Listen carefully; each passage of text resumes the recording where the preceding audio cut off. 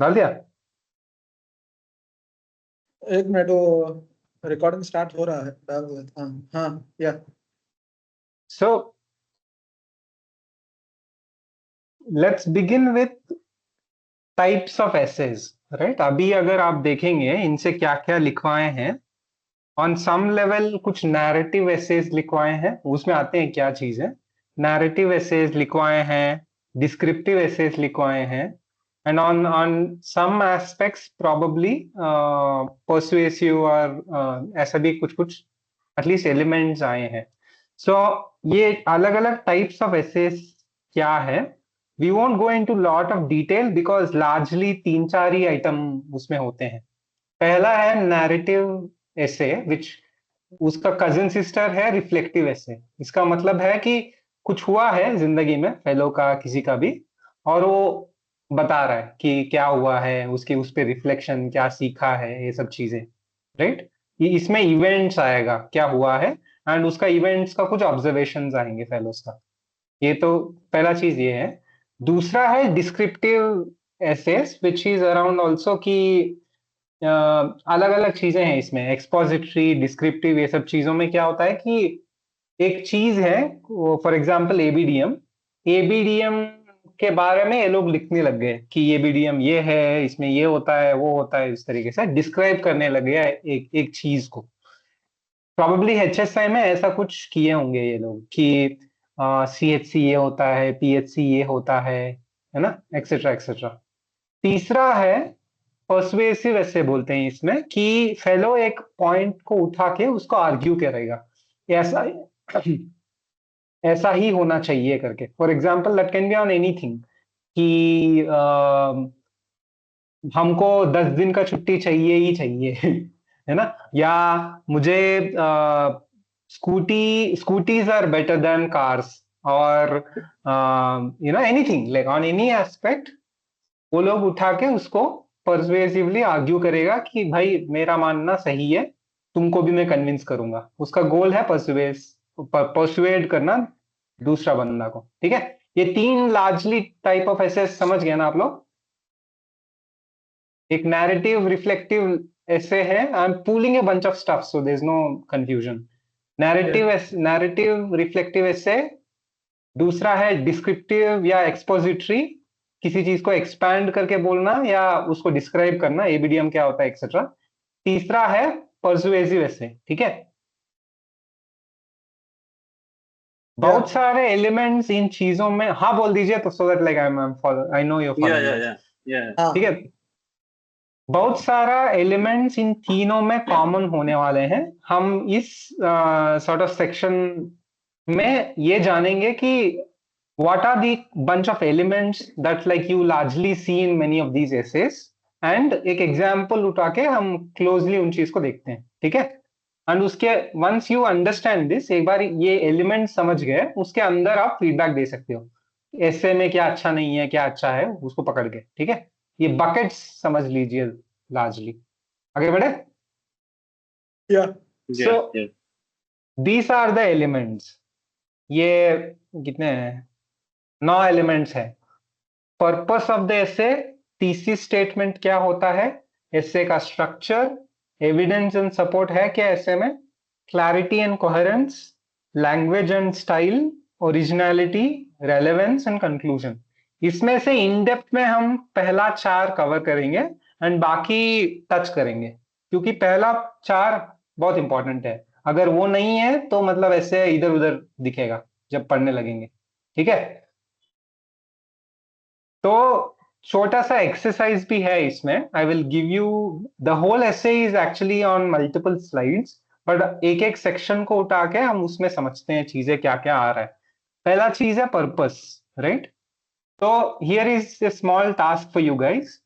क्या आप ये पढ़ के बता सकते हैं क्या मुझे कि ये एसे का पर्पस क्या हो सकता है। ये पूरा एसे नहीं है, this is just the introduction part of it, but like purpose के लिए काफी है। क्या आप पढ़ के बता सकते हैं क्या।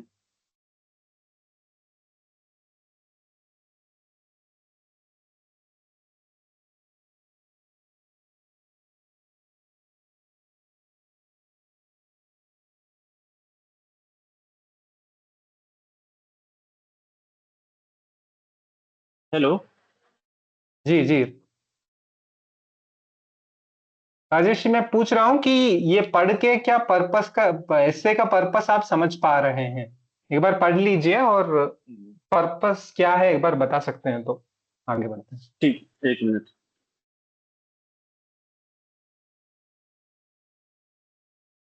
पर्पस मतलब पढ़ने के बाद समझ आ रहा है रीस की इसमें हमें जो बोलते हैं ना कि ग्रीन हाउस मतलब वो हमें इको फ्रेंडली चीजें यूज करना चाहिए एज कंपैरेटिवली जो हम लोग जो डिजास्टर जो ग्लोबल वार्मिंग के ऊपर हम लोग आगे बढ़ रहे हैं अपना जो हम लोग पेट्रोल हो गया तो हम लोग को रिन्यूएबल एनर्जी पे हम लोग को कैसे स्विच करना है एज कंपैरेटिवली जो हम लोग अभी तक ने यूज किया है for the sustainable future. Rakesh. Yeah, Harish. So, yeah, like just to add one or two points to Deepak's points, it's like shifting from non-renewable energy to the renewable energy sources. So, like, what is the reason for shifting? What are the challenges and why are we shifting? That comes, I think, in the other things. But one thing is shifting from non-renewable to renewable energy sources. So that Rajesh ji the आप, sorry sorry, yeah, yeah, continue. Rajesh ji Rajesh. आप। हाँ, तो मैंने इसे पढ़ के ये समझा, जैसे अभी देखा जा रहा है जो पिछले कई सालों से कि जो जलवायु परिवर्तन हो रहे हैं और जो है तापमान में वृद्धि हो रही है और लगातार जो डिजास्टर हो रहे हैं, आपदाएं आ रही हैं, और इसको मतलब हमें कैसे मतलब इसको कम करना है, इससे कैसे निपटा जाए और भविष्य ठीक को है, सुरक्षित बनाया जाए। तो this is how it is guys. Generally हम कंटेंट दिखते ही कंटेंट में घुस जाते हैं। उससे लाइक पहले एक क्वेश्चन है कि बंदा ये चीज लिखा क्यों, है ना?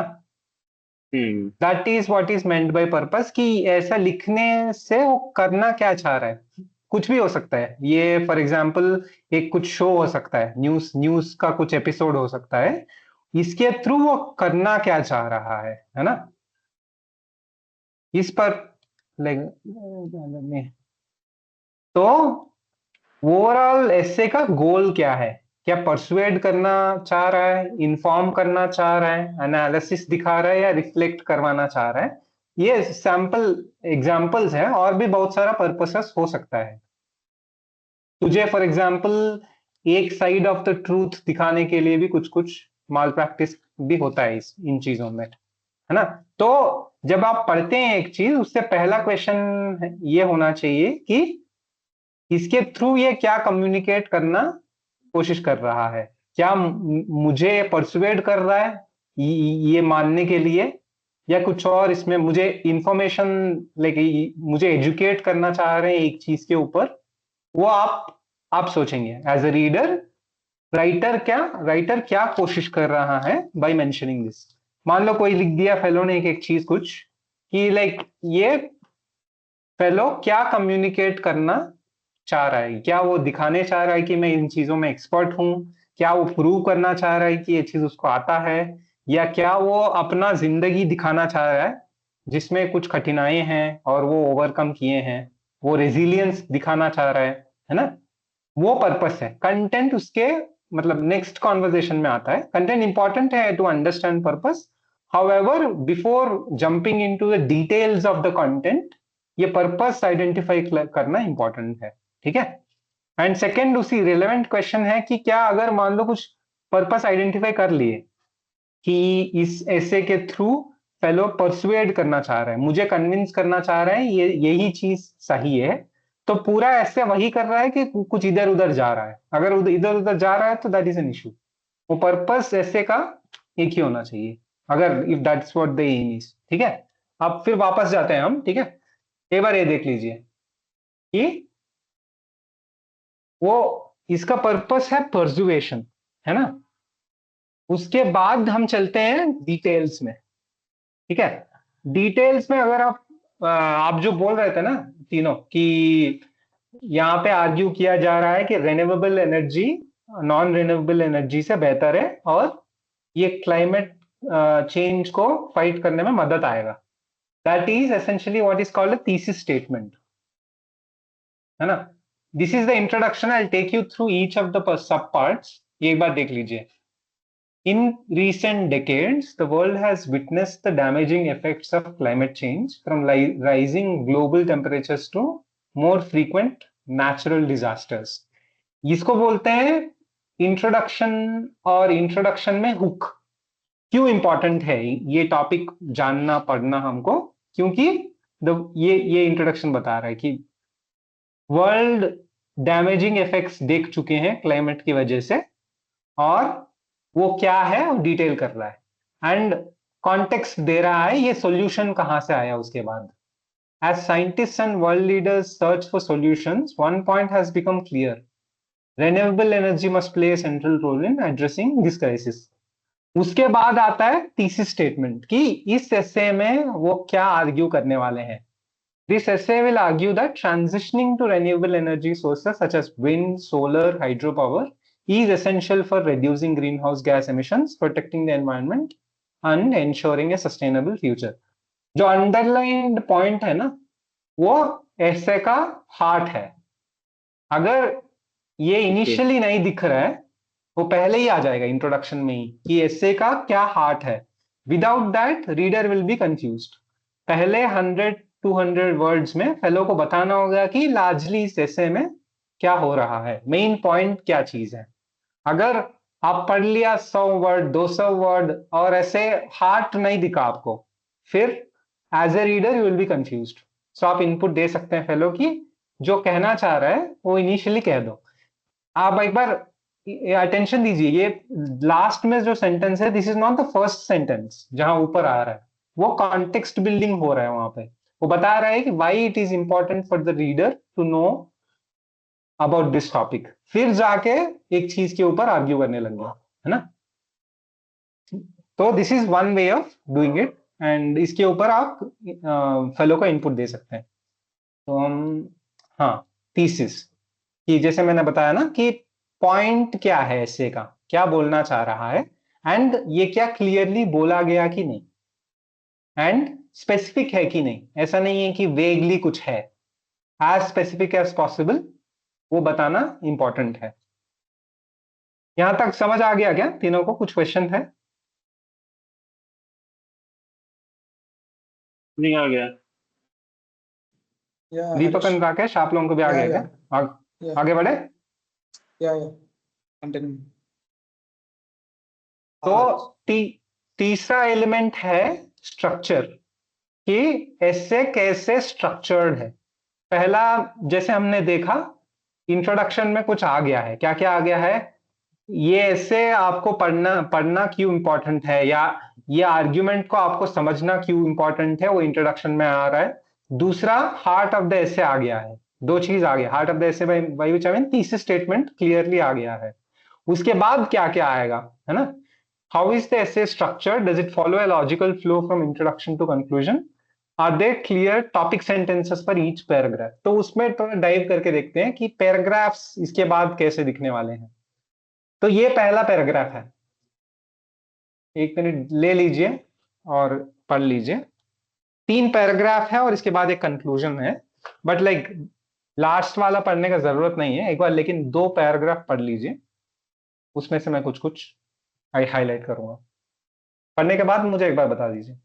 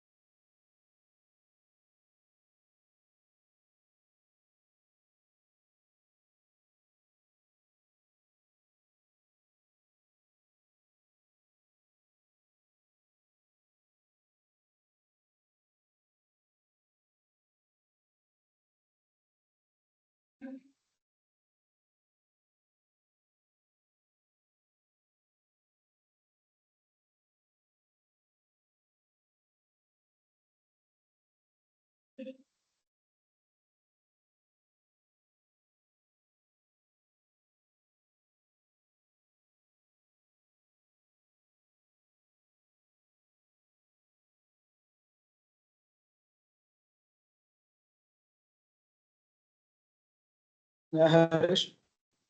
डन. ओके. बाकी दोनों done done.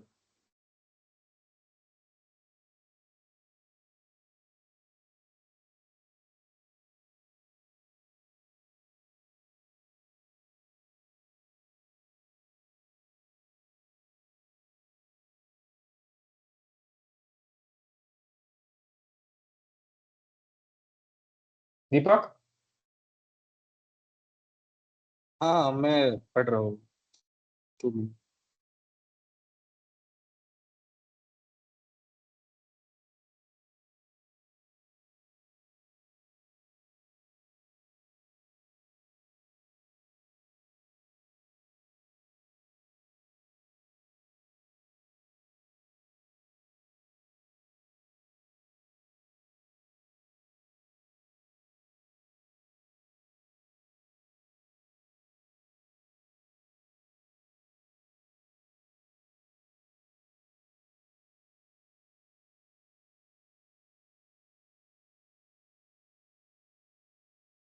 Deepak, once you read let me know, आगे पढ़ते हैं। या कंप्लीटेड हरीश। ठीक है, तो एक बार फिर से जाते हैं, थीसिस एक बार फिर से देख लीजिए। ये ऐसे आर्ग्यू करेगा कि transitioning to renewable energy sources is essential for reducing green house gas emissions and protecting the environment and creating a sustainable future, है ना? What is it arguing for again? कि transitioning to renewable energy such as wind, solar, hydropower is essential, है ना? अभी यहाँ आप देखेंगे तो फर्स्ट बॉडी पैराग्राफ क्या है कि ट्रांजिशन से क्या होने वाला है। One of the most critical benefits of renewable energy is to ability to reduce green house gas emissions, है ना? और वो बता रहा है उसके बाद कि क्यों ग्रीन हाउस गैसेस बुरा है, उसके अराउंड कुछ डेटा भी दे रहा है, एंड फाइनली जाके बता रहा है कि अगर हम रिन्यूएबल एनर्जी ले लिए तो कार्बन फुटप्रिंट कम होगा, है ना? कम हो जाएगा, स्ट्रक्चर देख कम रहे हो हो ना? जाएगा।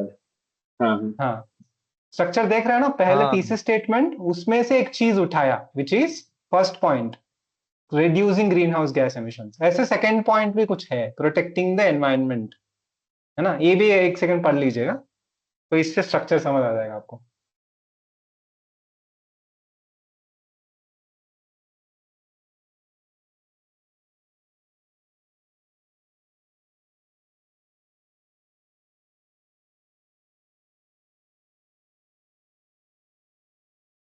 तो बेसिकली हरीश इसमें आउटकम्स बता रहे हैं वो, अगर देखा जाए तो, कि अगर ये चीजें अगर होगी। आउटकम से I want you to pay attention to structure Deepak. अभी ज्यादा कंटेंट में मत चले जाओ, एक बार स्ट्रक्चर देख लो। पहला थीसिस क्या था? रिन्यूएबल एनर्जी अच्छा है।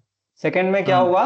ये क्यों कर रहे हैं हम? So that green house gases emissions कम करवा पाए, और बुरा है, और पूरा बता रहा है कैसे बुरा है। तीसरे में क्या बोल रहा है?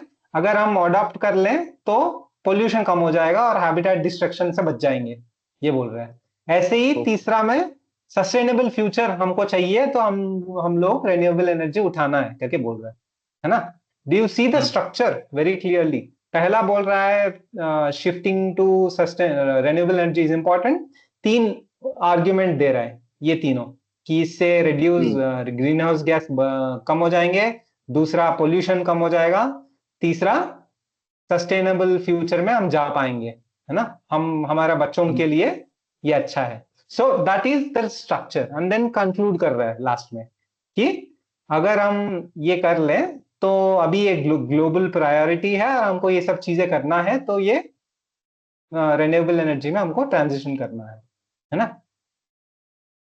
Do you see the structure? एक समझ पाए आप लोग? कहीं पे भी कंफ्यूजन नहीं है जो लिख रहा है बंदा को कि मैं क्या आर्ग्यू कर रहा हूं, क्या बोलना चाह रहा हूं, उसमें कोई कंफ्यूजन नहीं है।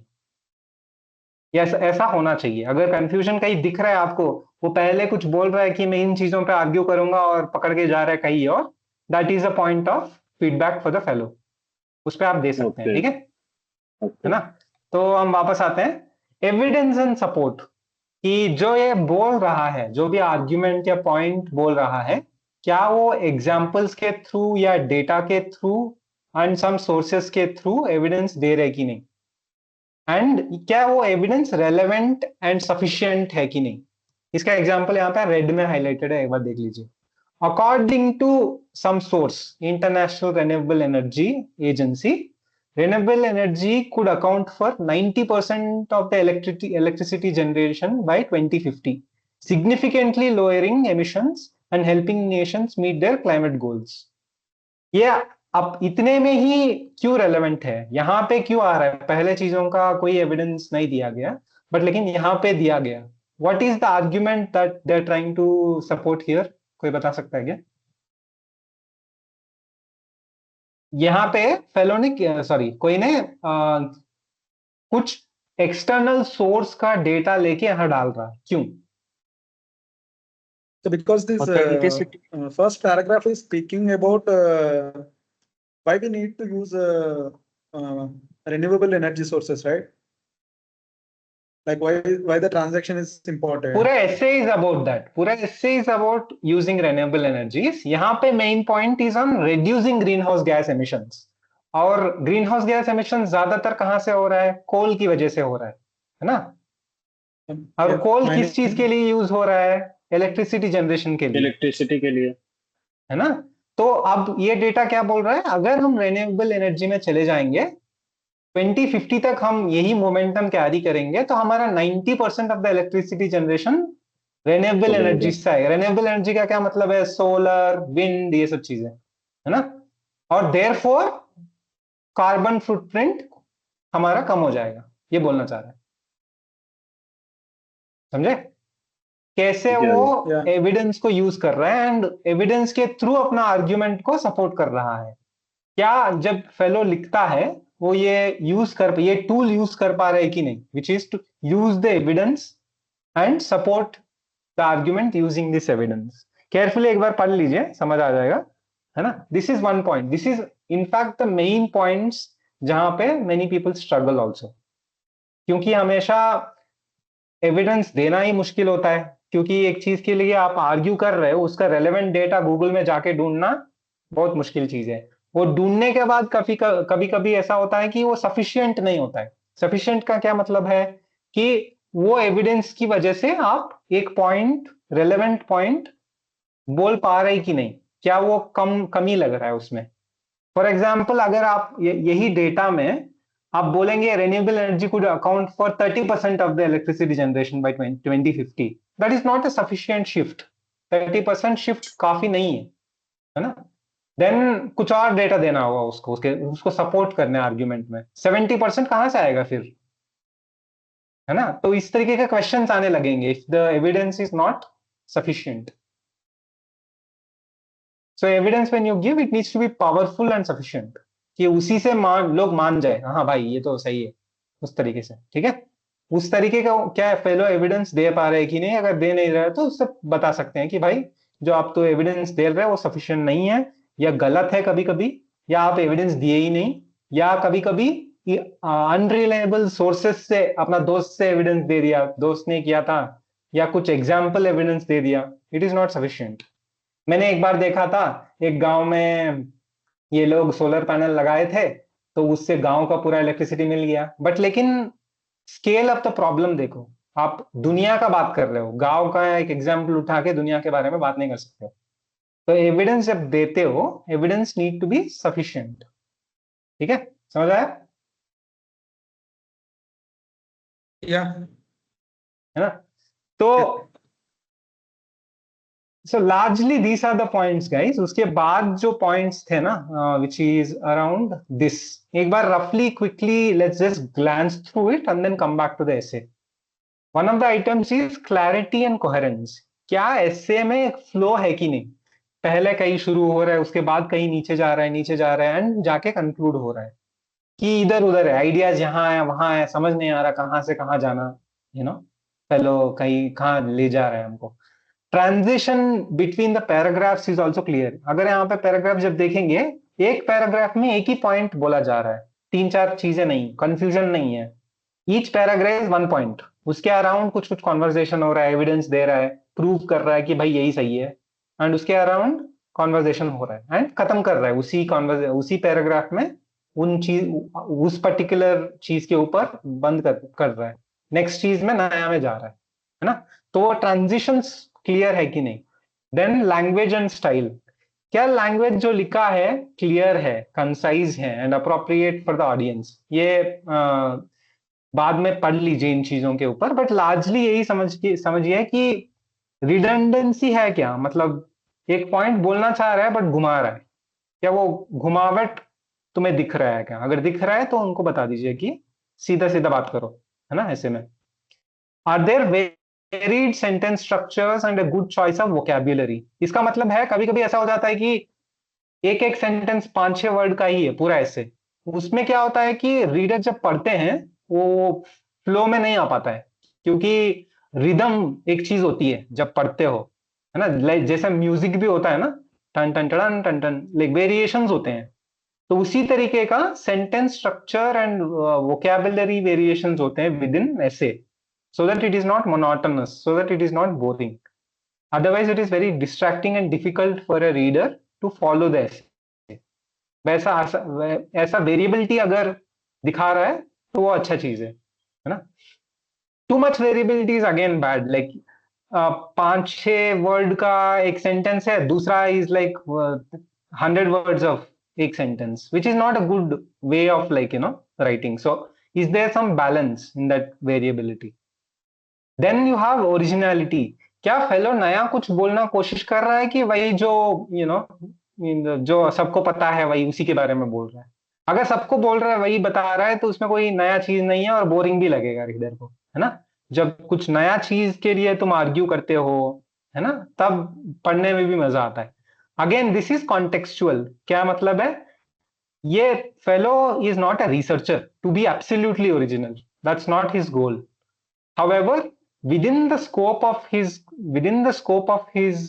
जहां वो काम कर रहे हैं किन चीजों के ऊपर, क्या वो किसी तरीके का ओरिजिनलिटी ला पा रहे कि नहीं, कुछ फ्रेश टेक है क्या टॉपिक के ऊपर, वही जो सबको पता है उसी के ऊपर वो बोल रहा है ना।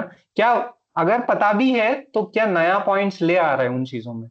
अगर कुछ भी नया नहीं है then it is a boring ऐसे। उसमें आप बोल सकते हो ये तो be more thoughtful about your topic, आप ज्यादा और पढ़िए, आप जानिए, फिर जाके कुछ नया लिखिए, है ना।